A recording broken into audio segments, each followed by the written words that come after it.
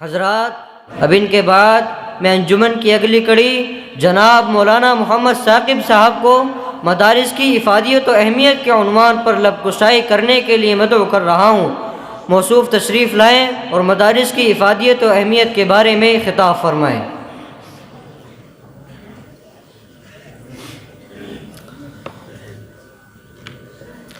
نحمده ونصلي على رسوله الكريم، أما بعد فأعوذ بالله من الشيطان الرجيم، بسم الله الرحمن الرحيم، إنا نحن نزلنا الذكر وإنا له لحافظون، صدق الله العظيم۔ قابل قدر معزز سامعین کرام، بحر علم کے تیراک اساتذہ کرام اور گلشن بہار کے شگفتہ پھولوں، آج میں آپ حضرات کے روبرو مدارس کی افادیت اور ان پر ہونے والے اعتراضات کی روشنی میں تکلم کروں گا۔ برادران ملت، وقت کا عجیب و غریب حادثہ ہے کہ کل غلام ہندوستان کو جن مدارس اسلامیہ نے آزادی کا تاج پہنایا تھا، آج اسی آزاد ہندوستان میں انہی مدارس اسلامیہ کو غداری کا طعنہ مل رہا ہے، ان کے تقدس پر حملہ کیا جا رہا ہے، اور یہ کسی ایک فرد یا ایک جماعت کی طرف سے نہیں بلکہ مختلف تنظیموں اور مختلف جماعتوں کی طرف سے مدارس کو دہشت گردی کے اڈے اور بنیاد پرستی کے مراکز بتلائے جا رہے ہیں، اور ارباب مدارس کو انٹرنیشنل دہشت گرد کہا جا رہا ہے۔ آج حکومت ان دینی مدارس کو جڑ سے مٹانے کی کوشش کر رہی ہے۔ مدارس و مکاتب کی اہمیت و افادیت کو سمجھنے کے بعد ان دینی اداروں کے خلاف واویلا مچانا شروع کیا ہے۔ حکومتی تنظیمی سطحوں پر ان دینی درسگاہوں کے خلاف تحریک زوروں پر ہے۔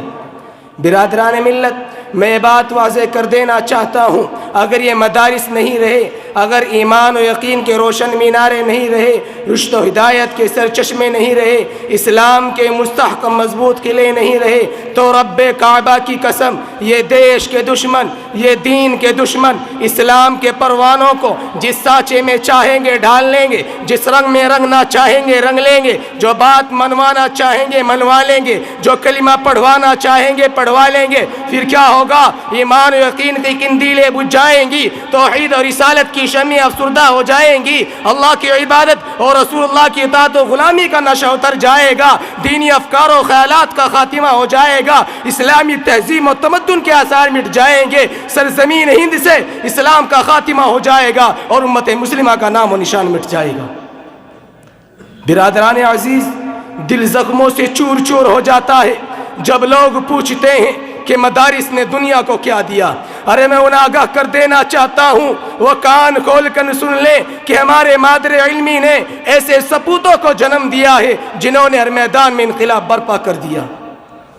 کبھی انقلاب شیخ الہند کی شکل میں آیا تو اس مرد مجاہد نے اپنی جرأت و بے باکی سے فرنگی طاقتوں پر لرزہ طاری کر دیا۔ کبھی انقلاب شیخ الاسلام کی شکل میں آیا تو انہوں نے اپنے سر سے کفن باندھ کر ہندوستان کو انگریزوں سے آزادی دلائی۔ کبھی انقلاب علامہ انور شاہ کشمیری کی شکل میں آیا تو انہوں نے اپنے وسیع علم و فضل سے قادیانیت کے کفر کو بے نقاب کر دیا۔ کبھی انقلاب مولانا الیاس کی شکل میں آیا تو انہوں نے تحریک تبلیغ سے ارب و عجم میں دعوتی شعور پیدا کر دیا۔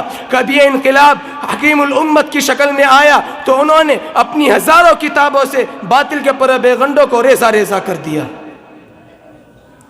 ارے مدارس کے نام پر کیچڑ اچھالنے والوں، اس وقت کو یاد کرو جب ہندوستان کی مقدر سرزمین پر انگریزوں کا ناپاک سایہ پڑا اور اپنی شاطرانہ چالوں سے یہاں کے مالک بن بیٹھے، جب باشندگان ہند پر طرح طرح کے ظلم و ستم کے پہاڑ توڑے جانے لگے اور کئی لاکھ مسلمانوں کو شہید کر دیا گیا، اور یہ مسلمان جن کے گھروں میں ہاتھی جھومتے تھے پھوٹا کٹورا لے کر در در کی بھیک مانگنے پر مجبور ہو گئے۔ شاہی خاندان کی بیگمات پھٹی چادریں سروں پر ڈال کر گھروں میں کھانا پکانے کی نوکری کرنے لگی۔ وہ پردہ نشی عورتیں جن کے دیدار کو چاند سوچتے تھے در در کی بھیک مانگنے پر مجبور ہو گئی۔ اطرف تباہی و بربادی کا دور دورہ تھا، خون پانی کی طرح بہ رہا تھا۔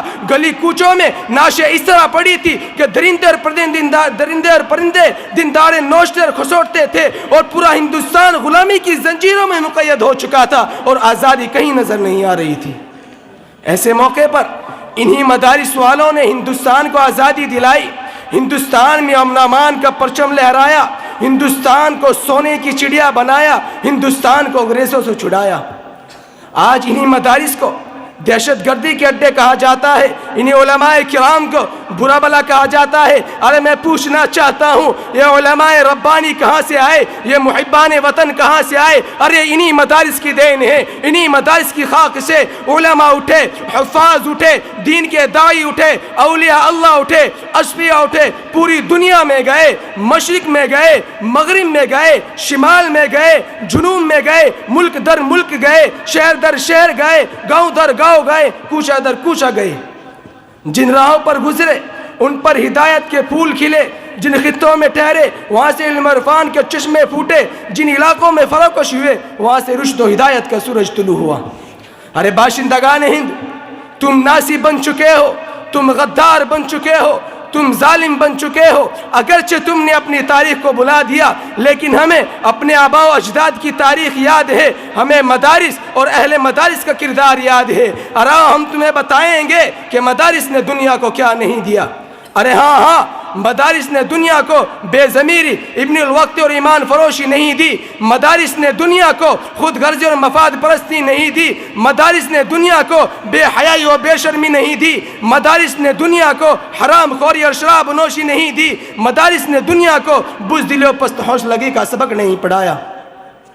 ہم سے ہماری داستان اور کارنامے معلوم کرنے والوں، میں تمہیں کیا کیا بتاؤں اور کہاں تک بتا سکتا ہوں؟ اگر تم سے ہو سکے تو ہماری داستان افریقہ کے جنگلوں سے پوچھو، شاملی کے میدان سے پوچھو، بالا کوٹ کی پہاڑی سے پوچھو، فاسی کے فندوں سے پوچھو، یہ تمام کے تمام ہمارے خلوص و وفا کے نغمے سنائیں گے۔ آج کثرت پر اترانے والوں اور اقتدار پر گھمنڈ کرنے والوں، تمہاری حکومت انگریزی حکومت سے زیادہ طاقتور نہیں ہو سکتی، اور تمہاری یہ شاطرانہ چالیں انگریزوں سے تیز نہیں ہو سکتی۔ اور یاد رکھو، اگر تم باز نہ آئے تو میں کھل کر یہ پیغام دے رہا ہوں، سرفروشی کی تمنا اب ہمارے دل میں ہے، سرفروشی کی تمنا اب ہمارے دل میں ہے، دیکھنا ہے زور کتنا بازوئے قاتل میں ہے۔ اس لیے مسلمانوں، خواب غفلت سے بیدار ہو جاؤ اور عقل و خرد کو استعمال میں لاؤ، کیونکہ حضرت نانوتوی کی روح ہمیں پکار رہی ہے، حضرت شیخ الہند کا جگر ہمیں صدائے دے رہا ہے، علماء کی شہادتیں ہمیں للکار رہی ہیں، اور اکابرین کے سینہ ہمیں چیخ چیخ کر یہ کہہ رہے ہیں، اگر اس ملک میں مدارس قائم ہے تو مسلمانوں کا وجود قائم ہے، اگر اس ملک میں مدارس قائم ہے تو مسلمانوں کا تشخص و امتیاز قائم ہے، اگر یہ دینی ادارے زندہ ہیں تو اسلام کا چراغ روشن ہے، اگر یہ دینی ادارے مامون ہے تو مسلمانوں کی عزت و آبرو مامون ہے، اگر یہ دینی ادارے محفوظ ہے تو دین اسلام محفوظ ہے۔ نہ سمجھو گے تو مٹ جاؤ گے اے ہندی مسلمانوں، نہ سمجھو گے تو مٹ جاؤ گے اے ہندی مسلمانوں، تمہاری داستان تک بھی نہ ہوگی داستانوں میں۔ اس لیے مسلمانوں، مدارس کی اہمیت کو سمجھو اور مکاتب دینیہ کی افادیت کو محسوس کرو، اور اپنے دینی اداروں کی طرف خاص توجہ دو، اور یاد رکھو، اگر ہم نے اپنے آپ کو اندرونی طور پر تیار کر لیا اور نوجوانان اسلام کے دلوں کو قرآن و سنت کی تعلیمات سے منور کر دیا تو انشاءاللہ العزیز دنیا کی کوئی بھی سپر پاور طاقت ہمارا مقابلہ نہیں کر سکتی۔ وآخر دعوانا الحمدللہ۔